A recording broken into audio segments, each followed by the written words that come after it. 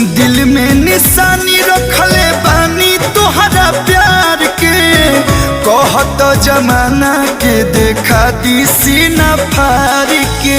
केहू पागल कही केहू आशिकाना कही, आज हम कहतानी कल जमाना कही।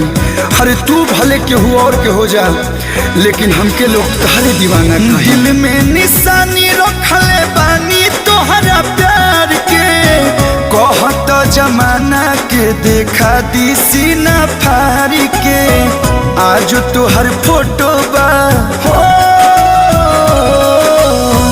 आज तोहर फोटो बा करे जावा में टांगल।